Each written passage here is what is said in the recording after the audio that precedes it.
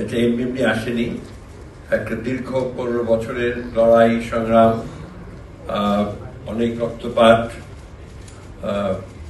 অনেক ত্যাগ শিকার, নির্যাতন নিপীড়নের মধ্য দিয়ে এবং সবশেষে একটা ছাত্র গণ অভ্যুত্থানের মধ্য দিয়ে এই নির্বাচনের একটা সুযোগ সৃষ্টি হয়েছে।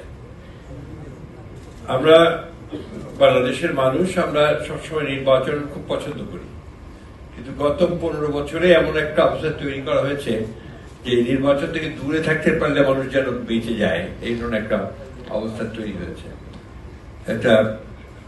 এই অবস্থা থেকে ফিরে নিয়ে আসার যে সুযোগ সৃষ্টি হয়েছে, দুর্ভাগ্যক্রমে সেই সুযোগটাও যেন আমরা অলমোস্ট হারাতে বসার উপক্রম হয়েছে।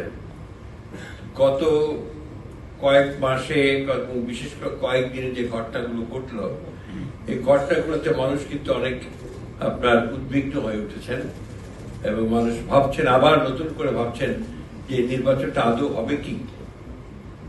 আমাদের দুর্ভাগ্য যে আমরা যখনই একটা সুযোগ পাই, দেখা যায় যে কিছু কিছু মহল, কিছু কিছু ঘটনা সেই সুযোগগুলোকে বিনষ্ট করে দেয়।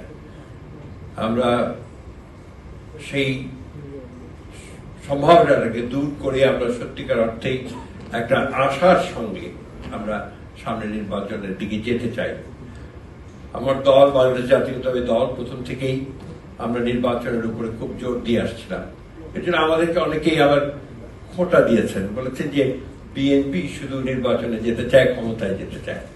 কিন্তু এখন এটা প্রমাণিত হচ্ছে যে বিলম্বের কারণে অনেকগুলো ঘটনা তৈরি হয়েছে, অনেকগুলো সুযোগ সৃষ্টি হয়েছে, নির্বাচনকে বানচাল করে দেওয়ার কিছু সম্ভাবনা তৈরি হয়েছে। তা আমরা নির্বাচনমুখী দল, যে কারণে আমরা সবসময় নির্বাচন চেয়েছি এবং আমরা যেহেতু আমাদের অতীত অভিজ্ঞতা রয়েছে নির্বাচনের মাধ্যমে রাষ্ট্র পরিচালনার দায়িত্বে যাওয়ার, আমরা নিজেদেরকে একটা দায়িত্বশীল রাজনৈতিক দল হিসেবে মনে করি। সে কারণেই আমরা আগে থেকেই কিছু কাজ করতে শুরু করেছি। আমরা এত নির্যাতন যন্ত্রণার মধ্যেও কিন্তু আমাদের মূল জায়গাগুলো থেকে আমরা সরে যাইনি। অর্থাৎ আপনারা জানেন যে 2016 সালে আমাদের নেত্রী দেশনেত্রী বেগম খালেদা জিয়া, তিনি ভিশন 2030 বলে একটি কর্মসূচি তিনি জনগণের সামনে একটা প্রস্তাব তুলে ধরেছিলেন। সেই প্রস্তাবেই কিন্তু এখন এই সংস্কার কমিশনের মাধ্যমে যে বিষয়গুলো এসছে তার অনেকগুলো সেখানে ছিল। অর্থাৎ রাজনৈতিক স্ট্রাকচারটাকে বদলানো দরকার, এটা আমরা তখনই উপলব্ধি করেছি এবং উপলব্ধি করেই আমরা কিন্তু তখন এই ভিশন 2030 আমরা দিয়েছিলেন।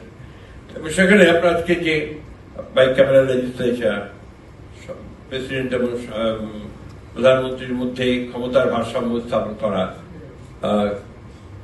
ক্যাবিনেট এবং ক্যাবিনেটের মধ্যে একটা সামঞ্জস্য স্থাপন করা, বিচার বিভাগের সম্পূর্ণ স্বাধীনতা, মিডিয়ার সম্পূর্ণ স্বাধীনতা, এই বিষয়গুলোকে আমরা এই ভিশন 2030-তেই আমরা এটা উল্লেখ করেছি।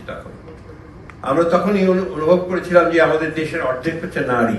তো এই নারীদের ক্ষমতায়নের জন্য, তাদের জন্য রাজনীতিতে তারা যেন আরো ভূমিকা রাখতে পারেন, তার জন্য তাদের বিশেষভাবে ভূমিকা রাখার জন্য আমরা সেই বিষয়গুলো তুলে ধরেছিলাম। যাই হোক, পরবর্তীকালে যখন আমরা একদিকে ফ্যাসিস্টদের বিরুদ্ধে লড়াই করছি, সংগ্রাম করছি, যখন ফ্যাসিস্ট শক্তি আমাদেরকে দাঁড়াবার পর্যন্ত জায়গা দিচ্ছে না, আমাদের দলের প্রায় 60 লক্ষ মানুষের বিরুদ্ধে মিথ্যা মামলা দিয়েছে, প্রায় 20,000 নেতাকর্মীকে হত্যা করেছে, আমাদের ইলিয়াস আলী সহ প্রায় 1700 নেতাকর্মীকে গুম করে দিয়েছে। সেই অবস্থার মধ্যেও কিন্তু আমরা আরেকটি প্রস্তাব আমরা নিজেরা করেছিলাম, প্রথমে 10 দফা, তারপরে 27 দফা এবং পরবর্তীতে আমাদের সঙ্গে যারা আন্দোলন করছিলেন তাদের সঙ্গে আলোচনার প্রেক্ষিতে আমরা 31 দফা আমরা একটা প্রণয়ন করেছি এবং সেটা জাতির সামনে আমরা তুলে ধরেছি।